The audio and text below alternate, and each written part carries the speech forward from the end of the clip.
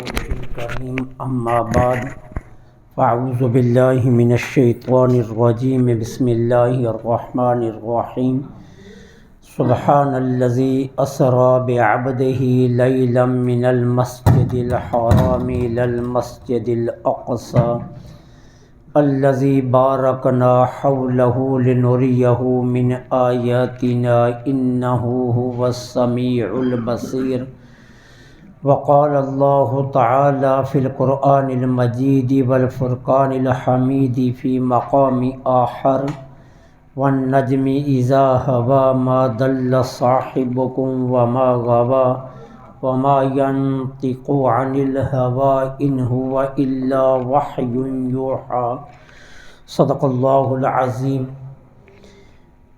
انتہائی بابرکت، مقدس اور بڑی محترم رات ہے جس کے لمحات میں اور آپ مل اکٹھے بیٹھ کر اللہ کے گھر میں گزار رہے ہیں۔ یہ اللہ کریم کا بے حد و بے حساب شکر ہے کہ اس نے ہمیں یہاں مل اکٹھے بیٹھنے کی توفیق عطا فرمائی۔ نبوت کا 11واں سال تھا، پیر کا دن رجب المرجب کی 26 اور 27ویں رات تھی۔ اللہ رب العالمین جل سبحانہ و تعالی نے جبریل امین علیہ السلام کو بھیج کر حضرت ام ہانی بنت ابو طالب کے گھر سے آقا کریم علیہ السلام کو آسمانوں کی سیاحت کے لیے بلایا۔ سبحان اللہ۔ اس بات پر امت کا اجماع ہے کہ حضور علیہ السلام کو ٹوٹل 30 معراجیں ہوئی ہیں۔ سبحان اللہ۔ 30 مرتبہ ہمارے آقا کریم علیہ السلام کو اللہ جل سبحانہ و تعالی نے معراج سے نوازا۔ 29 معراجیں یہ منامی تھیں اور ایک معراج یہ جسمانی تھی۔ سبحان اللہ۔ 29 مرتبہ جو معراج کروائی گئی مختلف اوقات میں، اس کا طریقہ یہ ہوتا تھا کہ عالم خواب میں جبریل امین علیہ السلام آتے، حضور کا ہاتھ پکڑتے اور سیدھے پہلے آسمان پر لے جاتے۔ یہ تھی منامی معراجیں۔ 27 رجب المرجب کی شب جو معراج ہوئی ہے یہ تھی جسمانی، جس میں حضور عالم خواب میں نہیں، عالم بیداری میں باقاعدہ طور پر سفر کی مختلف منازل کو طے کر کے قاب قوسین کی حدوں کو پار کر کے اللہ کے اتنے قرب جلالت میں گئے کہ بغیر کسی حجاب کے اللہ کا دیدار کیا۔ سبحان اللہ۔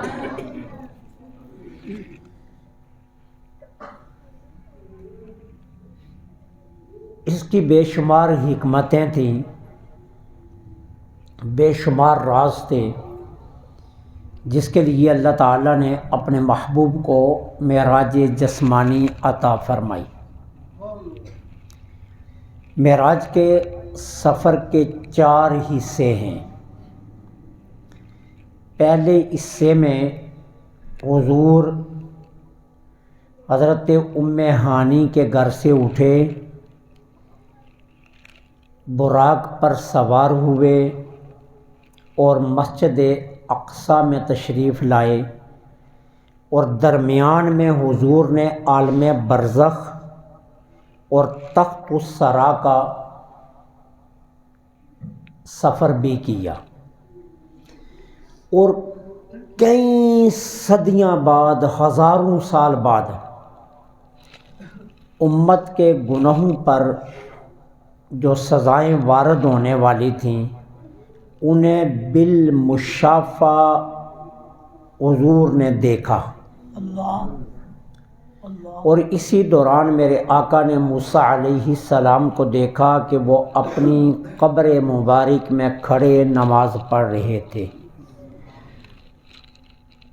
حضور مسجد اقصیٰ میں تشریف لائے، جس سواری پر سوار تھے اس کا نام براق ہے، اور اس کی جو رفتار محدثین نے بیان کی ہے وہ یہ ہے کہ حد نگاہ تک اس کا قدم جاتا تھا۔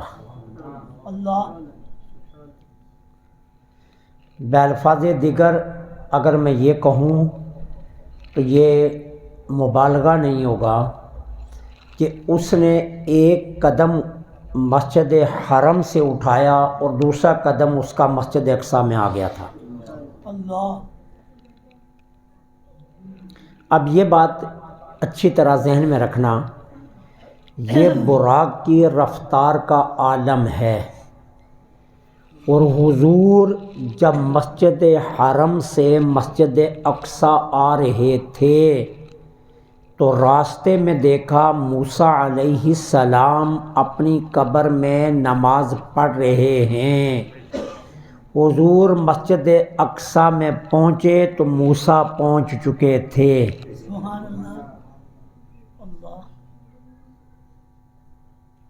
اب بتایا کیا گیا کہ براق کی رفتار اتنی ہے، لیکن نبیوں کی رفتار براق کی رفتار سے بھی زیادہ ہے۔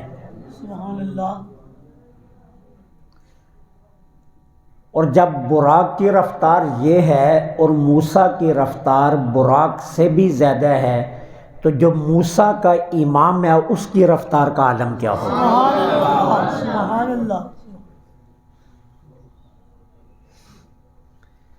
مسجد اقصیٰ میں تشریف لائے، جبریل امین علیہ السلام نے اذان دی، حضور مصلی امامت پر تشریف فرما ہوئے، تمام انبیاء کو حضور نے 2 رکعت نماز پڑھائی، اور اس کے بعد مختلف انبیاء نے حضور کی شان میں خطبے دیے اور ساتھ ساتھ اپنی عظمتوں کو بیان کیا، اور پھر سرکار مسجد اقصیٰ سے اعراج کی طرف بڑھے، یعنی آسمان کی بلندیوں کی طرف۔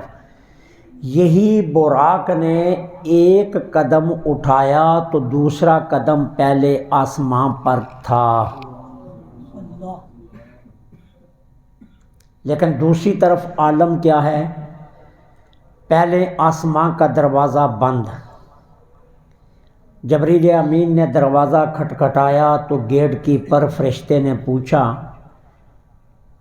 کون ہے آپ کے ساتھ؟ تو کہا گیا اللہ کے حبیب صلی اللہ علیہ وسلم، تو دروازہ کھل گیا۔ اب یہاں ایک بات اچھی طرح ذہن نشین رکھنا، آسمان کے دروازے کھلے ہیں، کسی لمحے بھی بند نہیں ہوتے۔ اس کی وجہ ملائکہ کی آمد و رفت ہر وقت جاری ہے، فرشتے آ رہے ہیں جا رہے ہیں، کسی لمحے بھی ایسا موقع نہیں ہوتا ہے کہ نزول ملائکہ یا صعود ملائکہ رکتا ہو۔ ہر لمحے آسمان کے دروازے کھلے ہیں، فرشتے لمحہ بہ لمحہ اتر بھی رہے ہیں جا بھی رہے ہیں۔ یہ جو دروازہ بند تھا، پتہ یہ چلا کہ یہ اللہ نے سپیشل اپنے محبوب ہی کے لیے بنایا تھا۔ سبحان اللہ۔ یہ دروازہ نہ اس سے پہلے کسی کے لیے کھلا، نہ قیامت تک دوبارہ کھلے گا۔ یہ اللہ نے صرف اپنے محبوب کی آمد کے لیے دروازہ بنایا تھا، اور جب سے آسمان بنا یہ دروازہ اس میں موجود تھا، اور اس وقت سے ایک فرشتہ اس دروازے پر صرف اس انتظار میں کھڑا ہے کہ آمنہ کے لال آئیں گے تو میں نے دروازہ کھولنا ہے۔ سبحان اللہ۔ حضور پہلے آسمان پر پہنچے تو آدم علیہ السلام آگے تھے. اب حضور گئے ہیں براق پر، مسجد اقصی سے آسمان دنیا پر، اور آدم علیہ السلام نے حضور کے پیچھے نماز پڑھی، سلام پھیرا. پہلا خطبہ بھی آدم نے ہی دیا، اور حضور کو مسجد اقصی میں رخصت بھی کیا. ابھی حضور پہلے آسمان پر نہیں پہنچے تو آدم پہلے پہنچ گئے. اب حضور دروازہ کھلا تو حضور اندر داخل ہوئے تو استقبال کس نے کیا؟ آدم علیہ السلام. سبحان اللہ. اب آدم علیہ السلام کی رفتار یہ ہے تو جو اولاد آدم کا سردار ہے اس کی رفتار کا خود نظارہ کر. دوسرے آسمان پر تشریف لے گئے تو جناب عیسیٰ اور یحییٰ علیہ السلام نے استقبال کیا. یہ وہاں مسجد اقصی میں بھی تھے، ادھر بھی پہنچ گئے. تیسرے آسمان پر میرے آقا پہنچے تو ادریس علیہ السلام نے استقبال کیا. چوتھے پر حضور پہنچے تو حضرت ہارون علیہ السلام تھے. پانچویں پر حضور پہنچے تو جناب موسیٰ تشریف فرما تھے استقبال کے لیے. چھٹے پر پہنچے تو حضرت یوسف علیہ السلام موجود تھے. اور ساتویں پر میرے آقا پہنچے تو جد امجد سیدنا ابراہیم خلیل اللہ علیہ السلام موجود تھے. سب نے استقبال کیا. اب حضور آگے بڑھے، سدرۃ المنتہا تک آ گئے. یہ میں اختصار کے ساتھ جو نکات آپ کو بتانا چاہتا ہوں ان کی طرف جانا چاہوں. اب سدرۃ المنتہا پر حضور کا قیام ہوا. بہت سارے ملائکہ نے میرے آقا کی بارگاہ میں سلام پیش کیا. یہاں ملائکہ سے تعارف ہوا. پھر حضور یہاں سے آگے بڑھے تو کیا تھا؟ رف آ گیا. اب یہ ایک نورانی سواری تھی، اور بعض نے کہا یہ ایک نوری تخت تھا جس پر حضور تشریف فرما ہوئے. حضور یہاں سے لامکان تک گئے. اب لامکان پر جا کر یہ تخت بھی رک گیا. وہاں سے پھر حضور کعبہ قوسین تک پیادل گئے. اور یہ کتنی مسافت تھی؟ اس میں 18,000 حجاب تھے. اور جو مختصر ترین روایت ہے وہ یہ ہے کہ 70 حجاب تھے، 70 پردے. اور ایک پردے سے دوسرے پردے کا فاصلہ اتنا ہی ہے جتنا اس زمین سے پہلے آسمان تک. اللہ. اور حضور علیہ الصلوۃ والسلام نے یہ سارا سفر پیادل کیا. پھر رب کی بارگاہ میں پہنچے. رب کی بارگاہ میں پہنچ کر حضور علیہ الصلوۃ والسلام نے 18 سال اللہ کا دیدار کیا. پھر سرکار وہاں سے واپس تشریف لائے. واپسی پر اسی ترتیب سے ملاقاتیں ہوئیں. تو موسیٰ علیہ السلام سے جب ملاقات ہوئی تو پوچھا امت کے لیے کیا لائے ہو؟ کہا 50 نمازیں، ہر ناپاک کپڑا 7 مرتبہ دھویا جائے تو پھر پاک ہوگا. وضو کا ہر عضو 7 مرتبہ دھویا جائے تو پھر پاک ہوگا. غسل میں ہر جسم کا حصہ 7 مرتبہ دھویا جائے تو پھر پاک ہوگا. جناب موسیٰ نے عرض کی یہ تو ہر گھنٹے کے بعد 2 رکعتیں بنتی ہیں، آپ کی امت تو یہ کام نہیں کر سکے گی. 7 مرتبہ آزاد ہوتے ہوئے آدھا گھنٹہ یہاں لگ جانا ہے، آدھا گھنٹہ نماز میں، امت اسی کام میں مشقت میں پڑ جائے گی. آپ اللہ کے پاس واپس لوٹئے. حضور نے 9 چکر دوبارہ لگائے. 9 مرتبہ حضور جناب موسیٰ سے واپس گئے، اور ہر مرتبہ حضور نے وہ 70 حجاب طے کیے پیادل. اب ذرا یہ ساری باتیں آپ ذہن میں رکھیے. ہر مرتبہ اللہ کے پاس گئے، ہر مرتبہ اللہ پاک نے 5 نمازیں کم کر دی، اور پھر آخر میں 5 نمازیں، اور کہا کپڑے کو 1 مرتبہ دھویا جائے تو پاک ہے، اعضائے وضو 3 مرتبہ دھوئے جائیں تو پاک ہے، غسل میں سارے جسم پر 1 مرتبہ اچھی طرح پانی بہا دیا جائے تو پاک ہے. وہ 6 وہ معاف ہو گئیں، 45 نمازیں معاف ہو گئیں. پھر حضور واپس تشریف لائے، سدرۃ المنتہا کے قریب حضور نے جنت کا ملاحظہ کیا. امت کے اعمال پر ہزاروں سال بعد اللہ جو اجر دے گا، وہ اجر حضور نے اس وقت اس طرح ملاحظہ کیا جیسے اب ہو رہا ہے. سبحان اللہ. ہزاروں برس جو بعد میں آنے والا معاملہ ہے، اس کو سرکار نے اس طرح دیکھا جیسے کہ ابھی ہو رہا ہے. اور پھر سرکار واپس تشریف لے آئے سیدھے حضرت ام ہانی کے گھر. اب جن باتوں کی طرف میں آپ کی توجہ چاہ کر بات کو ختم کروں گا، اللہ نے معراج کے سفر کو 4 حصوں میں تقسیم کر دی. مسجد اقصیٰ سے سدرۃ المنتہا تک، تاکہ کفار مکہ کی زبان بند ہو جائے. وہ اس عظیم معجزہ کو دیکھ کر مان جائیں کہ یہ اللہ کے رسول ہیں. کیوں؟ اونٹ پر حرم سے چلا جائے تو مسجد اقصیٰ پہنچتے ہوئے 2.25 مہینہ لگتا ہے. 2.25 مہینے، 2.25 مہینے لگتے ہیں اونٹ پر اگر سفر کیا جائے. گھوڑے پر اگر سفر کیا جائے تو پورے 2 مہینے لگتے ہیں. پیادل اگر سفر کیا جائے تو پورے 4 مہینے لگتے ہیں. اور قرآن نے کیا کہا؟ لیلن. تمام محدثین متفق ہیں، حضور حضرت ام ہانی کے گھر سے جب اٹھے اس وقت رات کا 1 بجے کا ٹائم تھا. کتنے بجے کا ٹائم تھا؟ 1 بجے کا ٹائم تھا. جب حضور حضرت ام ہانی کے گھر سے اٹھ کر براق پر سوار ہوئے، رات 1 بجے کا ٹائم تھا. یہ سارا کچھ کر کے جب حضور حضرت ام ہانی کے گھر لوٹے تو 2 بجے کا ٹائم تھا. 1 گھنٹے میں یہ سارے سفر کو حضور نے طے کر لیا.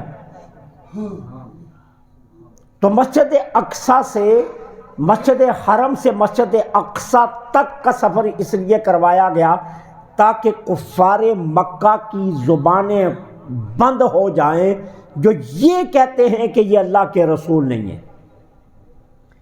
اور مسجد اقصیٰ سے سدرۃ المنتہا تک اس لیے لے جایا گیا تاکہ نبیوں کو بھی پتہ چل جائے کہ یہ نبی نہیں ہے، یہ نبی الانبیاء ہے. اللہ.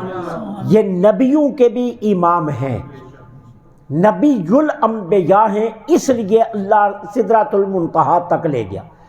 سدرۃ المنتہا سے لامکان تک رب اس لیے لے گیا تاکہ فرشتوں کو بھی پتہ چل جائے کہ یہ ہمارے آقا ہیں، یہ ہمارے آقا ہیں. اور پھر لامکان سے اللہ عرش اعظم تک لے گیا تاکہ دنیا والوں کو پتہ چل جائے اللہ نہ کرسی کا محتاج ہے، نہ لوح کا محتاج ہے، نہ قلم کا محتاج ہے. یہ رب نے اپنے لیے نہیں بنائی، یہ سارا محبوب کے لیے بنا کر رکھا ہوا تھا. سبحان اللہ. یہ سفر معراج کے 4 حصے اس لیے بنائے گئے کہ رب لوح کا محتاج نہیں ہے، رب کسی کرسی کا محتاج نہیں ہے، رب کسی عرش کا محتاج نہیں ہے. یہ سارا کچھ اس نے اپنے محبوب کے لیے بنایا ہوا تھا تاکہ محبوب آئے گا تو اسے کرسی پر بٹھائیں گے، اس کی کرسی عرش پر رکھیں گے اور عرش پر رکھ کر اپنے محبوب کو سامنے بٹھاؤں گا، ورنہ رب ان چیزوں کا محتاج نہیں ہے. تو معراج کے سفر کو اس لیے 4 حصوں میں تقسیم کیا گیا. پھر اللہ جل سبحانہ و تعالی نے اپنے محبوب کریم علیہ الصلاۃ والسلام کو براق پر بٹھایا۔ یہ ایک ایسا سفید رنگ کا گھوڑا نما جانور ہے جو صرف جنت میں ہے، دنیا میں کسی نبی کو نہیں دیا گیا، جنت میں انبیاء کو دیا جائے گا۔ جب محشر کے دن کے بعد اللہ تعالیٰ جنت کو آباد کرے گا تو اس وقت نبیوں کو جنت کی سیر کے لیے براق دیے جائیں گے۔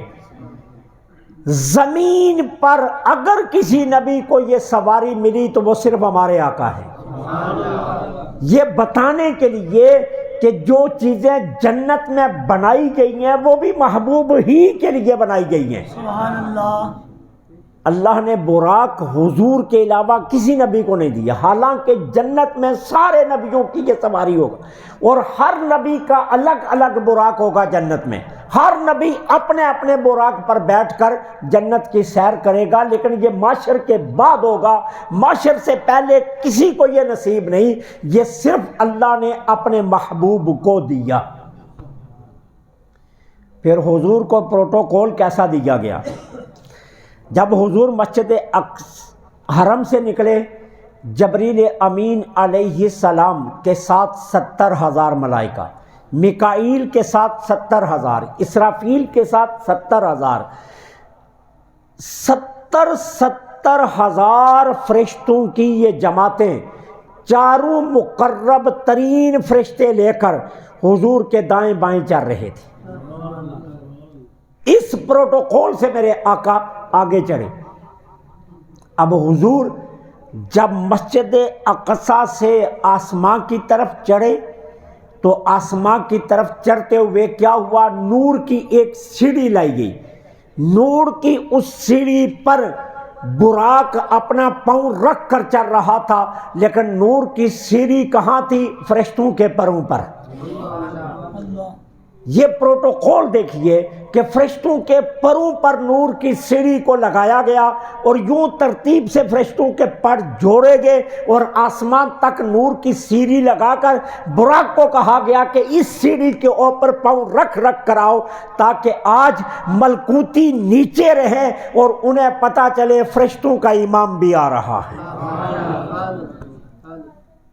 پھر سدرۃ المنتہا پر جبریل امین علیہ السلام نے پروٹوکول دیا اور جب حضور سدرہ سے بڑھنے لگے تو جبرائیل نے عرض کیا گر یک سر موے برتر پرم فروغ تجلا بے سوزد پرم، اگر یہاں سے ایک بال کے برابر بھی میں آگے جاؤں تو میرے یہ 600 پر آنکھ جھپکنے سے پہلے جل جائیں گے۔ حضور نے جبرائیل کو بھی چھوڑ دیا اور آگے بڑھ گئے تاکہ مقرب ترین فرشتے کو بھی پتہ چل جائے کہ ملکوتیوں کے سردار یہ آمینہ کے لال یہ تیرے بھی سردار ہیں۔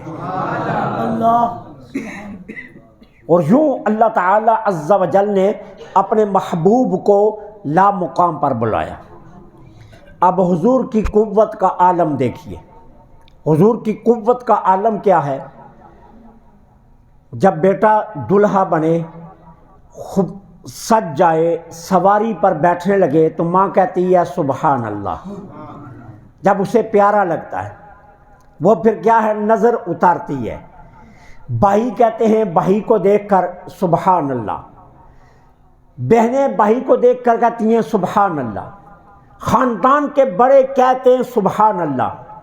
آج آمنہ کے لال براق پر بیٹھنے لگے تو رب نے کہا آج کوئی نہیں کہے گا سبحان اللہ، رب نے کہا سبحان اللہ۔ سبحان اللہ۔ اللہ محبوب تو کتنا پیارا لگ رہا ہے براق پر بیٹھتے ہوئے، تو کتنا سجا ہے میری خدائی میں، میری خدائی کے اندر تو کتنا خوبصورت لاڑا لگ رہا ہے۔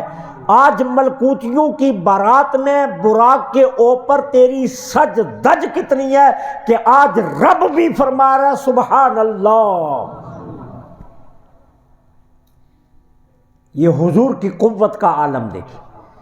اب حضور کی قوت کا عالم آگے دیکھیے، کتنا لمبا سفر ہے، سفر میں کتنی تھکاوٹ ہوتی ہے، لیکن سیاحت میں تھکاوٹ نہیں ہوتی۔ یہ یاد رکھنا، ایک ہوتا ہے سفر اور ایک ہوتا ہے سیر کرنا۔ سیر میں تھکاوٹ نہیں ہوتی، سفر میں تھکاوٹ ہوتی ہے، کیونکہ آپ ایک خاص مقصد کے لیے جا رہے ہوتے ہیں۔ جس طرح تاجر کسی دوسرے شہر میں جاتے ہیں پیسے لینے کے لیے، پیسے مل جائیں پھر بھی نہ ملے تب بھی، دونوں صورتوں میں تھکاوٹ ہوتی ہے۔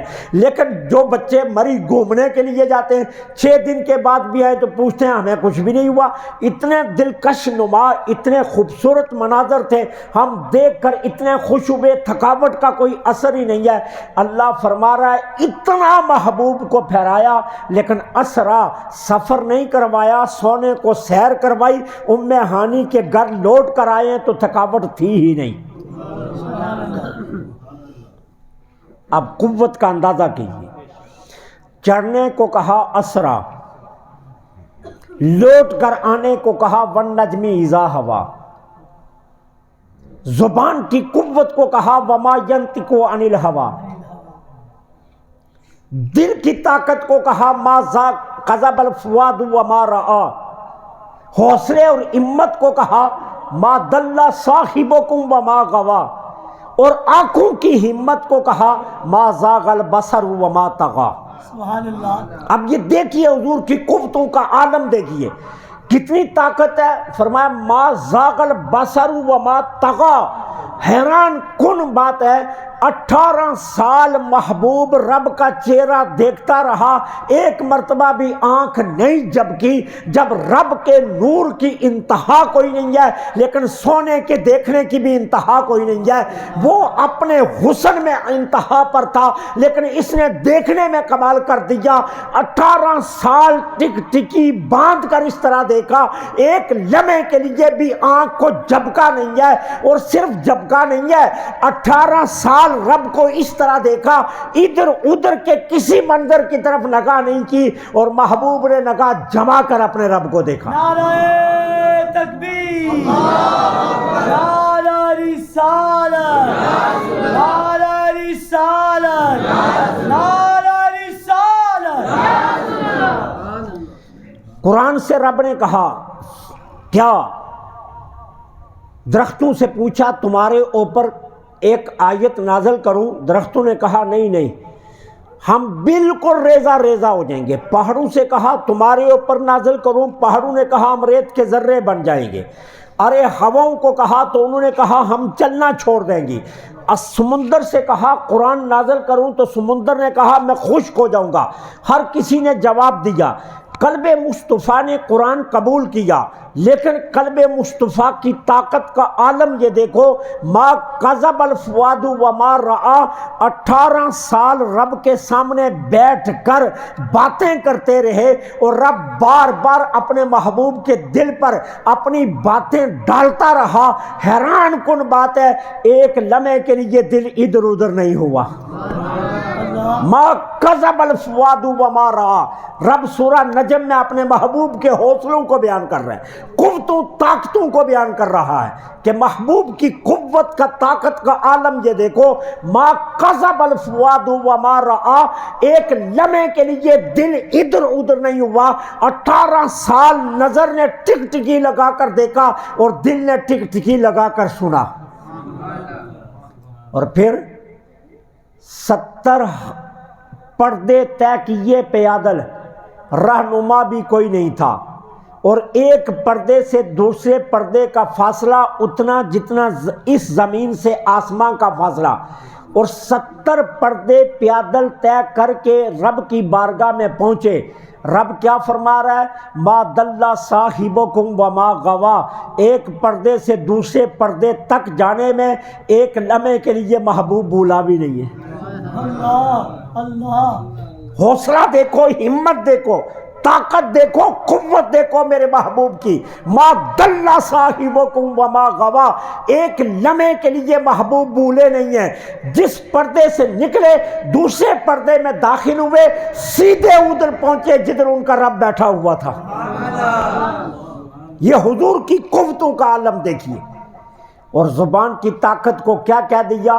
وما ینطق عن الہوی، ارے ان کی زبان کی طاقت کا عالم یہ ہے، وہ زبان سے بولتے ہی نہیں، وہی بولتے ہیں جو رب بلواتا ہے۔ یہ حضور کی قوتوں کا عالم ہے، حضور کی طاقتوں کا عالم ہے، حضور کی شانوں کا یہ عالم ہے جو رب خود قرآن میں بیان کر رہا ہے۔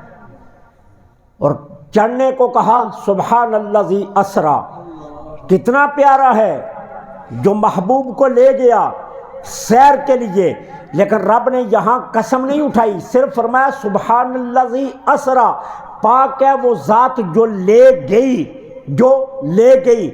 بچے کو چھٹیوں میں نانا کے گھر بھیج دیں، آخری دن چھٹی ختم ہونے سے ایک دن پہلے بچوں کو تیار کیا جائے، لوٹ کر جانا ہے، بچے نام نہیں لیتے، ابھی اور رہنا ہے، ابھی اور رہنا ہے، ابھی اور رہنا ہے۔ اللہ فرماتا ہے محبوب کی شان دیکھو کہ امت سے کتنا پیار ہے، امت کا کتنا خیال ہے۔ رب نے ملاقات کے لیے بلایا تو چلے گئے، اب ڈر یہ تھا کہ شاید اب کہیں واپس نہیں میں نے جانا، لیکن رب نے جب ملاقات ختم کی کہا محبوب کیا ارادہ ہے؟ وَالنَّجْمِ اِذَا ہَوَا، زمین کی طرف اس طرح لوٹ کر آئے جس طرح آسمان سے ٹوٹتا ستارہ لوٹ کر آتا ہے۔ کہا جانے میں اتنا کمال نہیں ہے جتنا واپس آنے میں کمال ہے، کیونکہ اس منظر کو چھوڑ کر آنا، اس حسن کو چھوڑ کر آنا، اس پروٹوکول کو چھوڑ کر آنا، اس شاہانہ قوت کو چھوڑ کر آنا، کسی کے ہے کوئی سوچ بھی نہیں سکتا، تصور بھی نہیں کر سکتا۔ لیکن محبوب کی شان دیکھو، محبوب کو رب نے کہا محبوب ملاقات ختم، اب کیا ارادہ ہے؟ کہا پھر لوٹ کر اپنی امت کے پاس جانا چاہتا ہوں۔ وَالنَّجْمِ اِذَا هَوَا، قسم ہے اس ستارے کی جو چمکتا ہوا واپس آیا۔ رب نے قسم اٹھائی، یہاں قسم جانے میں قسم نہیں، یہاں قسم کیوں اٹھائی؟ اس لیے قسم اٹھائی کہ ارے جانا تو ان کے لیے کوئی مشکل نہیں تھا، واپس آنا ان کے لیے مشکل تھا۔ اور رب فرماتا ہے قسم ہے مجھے کہ وہ اتنی تیزی سے آئے جتنی تیزی سے آسمان سے ستارہ ٹوٹتا ہے۔ اور پھر دیکھیے سبحان الذی اسرا بعبدہ، پاک ہے وہ ذات جو اپنے بندے کو سیر پر لے گئی۔ اب یہاں اللہ نے عبد کہا، کیوں عبد کہا؟ نبی نہیں کہا، رسول نہیں کہا، رحمت للعالمین نہیں کہا، امی نہیں کہا، تہامی نہیں کہا، ابتخی نہیں کہا، قریشی نہیں کہا، ہاشمی نہیں کہا، مطلبی نہیں کہا۔ رب نے یہاں اپنے محبوب کو کریم نہیں کہا، بشیر نہیں کہا، نذیر نہیں کہا، داعی نہیں کہا۔ یہاں اللہ نے اپنے محبوب کو ناہن نہیں کہا، صفی اللہ نہیں کہا، نجی اللہ نہیں کہا، کلیم اللہ نہیں کہا، مطہر نہیں کہا، طاہر نہیں کہا، طیب نہیں کہا، مطیب نہیں کہا، ناصر نہیں کہا، منصور نہیں کہا۔ یہ سارے میرے نبی کی شانیں تھی، اللہ نے یہ شانیں نہیں بیان کی، بے عبد ہی کہا۔ اب اس پر محدثین کا نقطہ سنیے، محدثین کہتے ہیں رب نے عبد اس لیے کہا کہ انسان کے جتنے منصب ہوتے ہیں یہ قانونی عہدے ہوتے ہیں، کوئی وزیر ہے تو قانونی وزیر ہے، کوئی پٹواری ہے تو قانونی پٹواری ہے، کوئی جج ہے تو قانونی جج ہے۔ جب گھر لوٹتا ہے اسے قانونی عہدوں سے یاد نہیں کیا جاتا، اس کے اصلی نام سے یاد کیا جاتا ہے۔ محبوب جب لا مقام پر پہنچے تو رب نے کہا محبوب اپنے گھر آئے ہو نا، جب اپنے گھر آئے ہو تو وہ نام بھی گھر والا لیں گے، اس لیے کہا بے عبد ہی۔ محبوب گھر والا نام یہ ہے کہ تم میرے بندے ہو، لیکن جب لوٹ کر امت کے پاس جاؤ گے پھر تم بشیر بھی ہو، نذیر بھی ہو، رحمت للعالمین بھی ہو، طیب بھی ہو، طاہر بھی ہو، مطہر بھی ہو، ارے تم مکرم بھی ہو، ہاشمی بھی ہو، مطلبی بھی ہو، ناہی بھی ہو، نجی بھی ہو، صفی بھی ہو، کلیم بھی ہو۔ لیکن یہ سارے عہدے قانونی ہیں، یہ قانونی عہدے امت کے لیے ہیں۔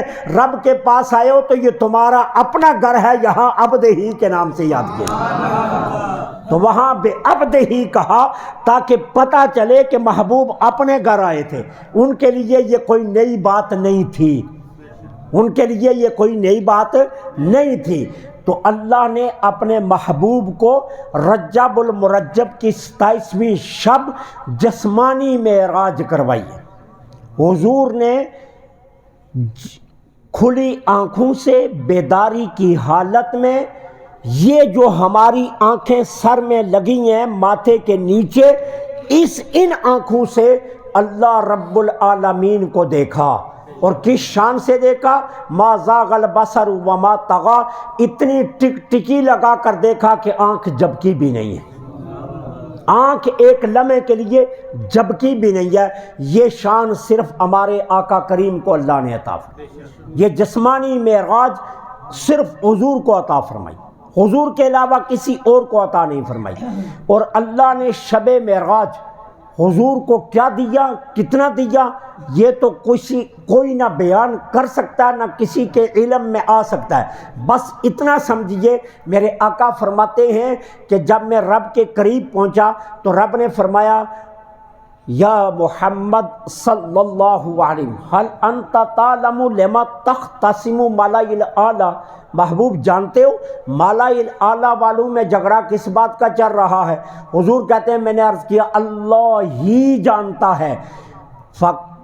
وضع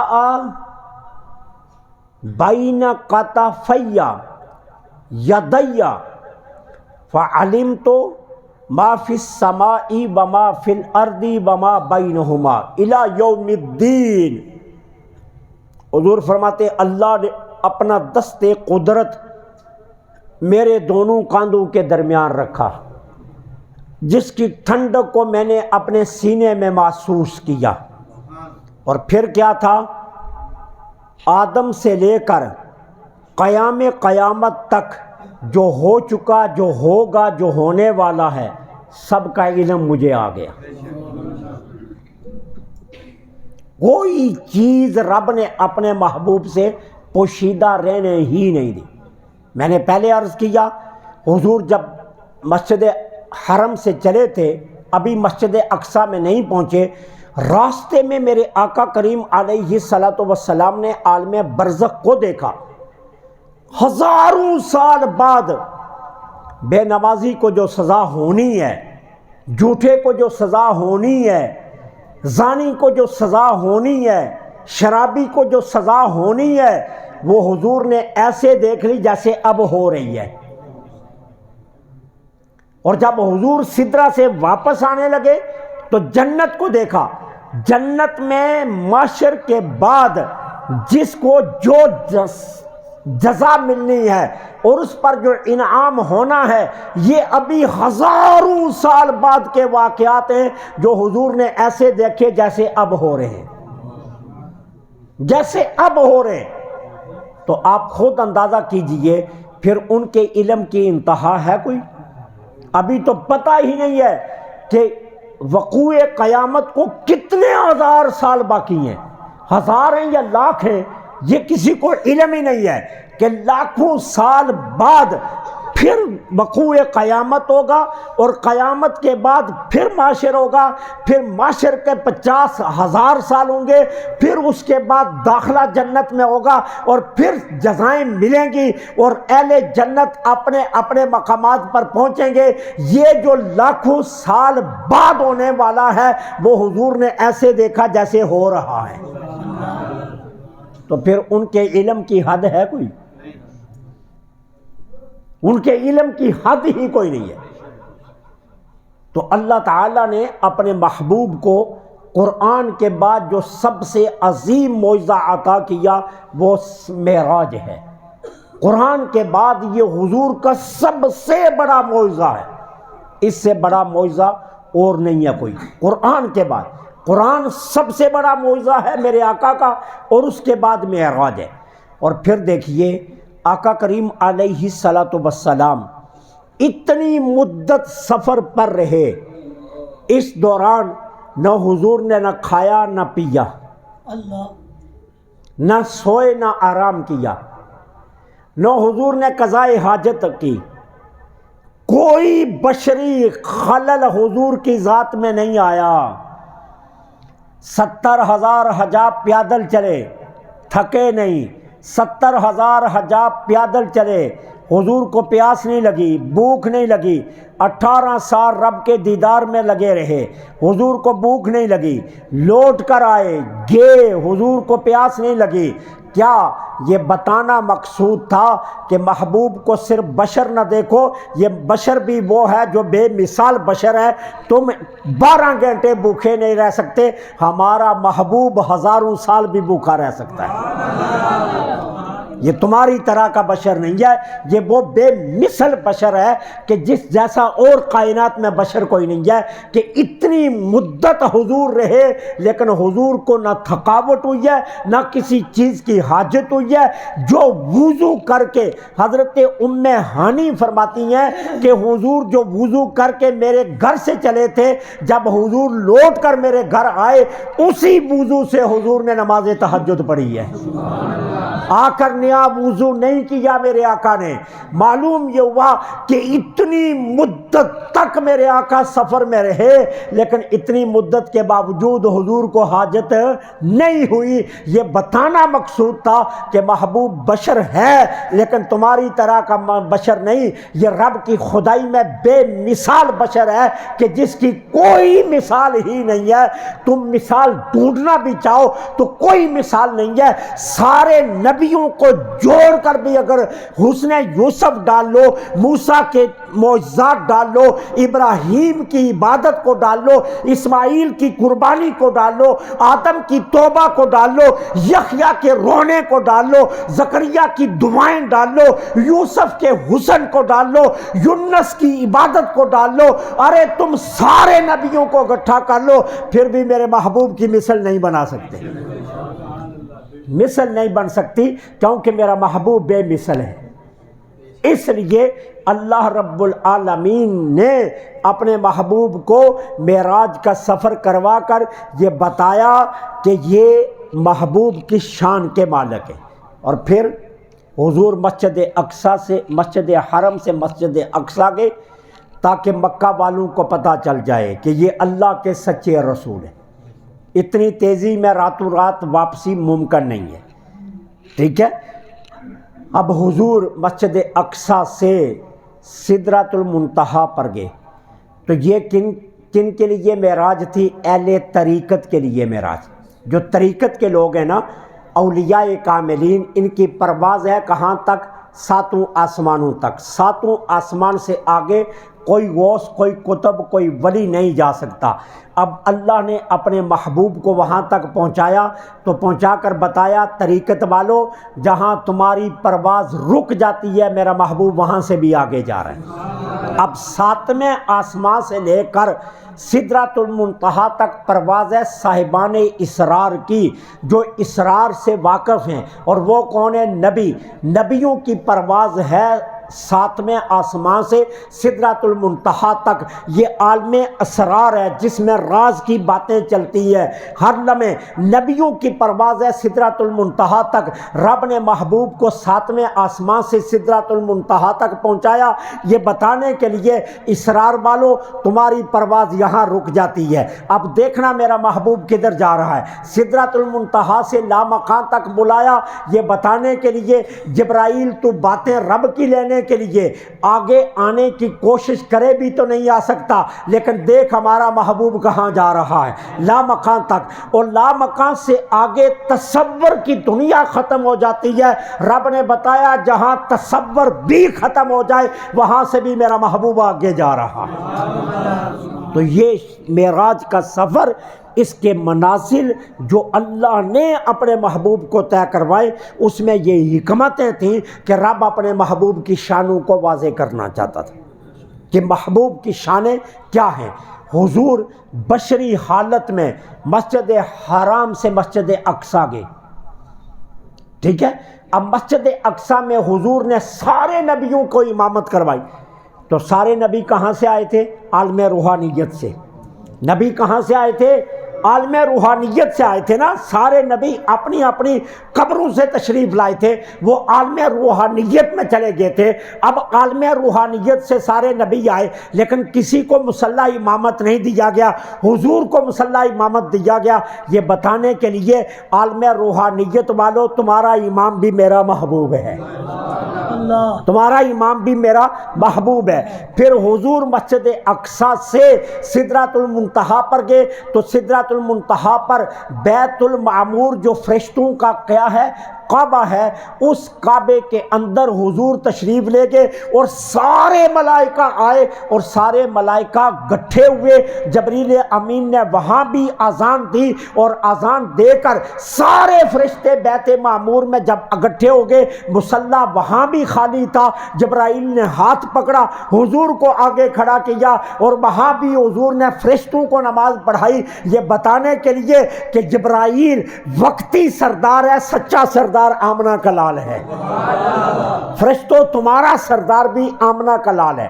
پھر سدرۃ المنتہا سے اللہ نے کہاں تک بلایا؟ لا مقام پر، لا مقام سے کہاں؟ کعبہ قوسین پر، کعبہ قوسین سے کہاں؟ عرش اعظم تک، عرش اعظم پر کرسی رکھی، محبوب کو سامنے بٹھایا اور بٹھا کر بتا دیا دنیا والو خدائی میری ہے لیکن ملکیت مصطفیٰ کی ہے، خدائی میری ہے لیکن ملکیت مصطفیٰ کی ہے، کرسی بنائی میں نے ہے لیکن بنوائی اس محبوب کے لیے ہے، عرش سجایا میں نے ہے، عرش میرا ہے لیکن اس کی ملکیت محبوب کی ہے۔ ارے یہ حسن و جمال کی ساری رعنائیاں میں نے بکھروائی ہیں لیکن کس کے لیے؟ آمنہ کے لال کے لیے کی۔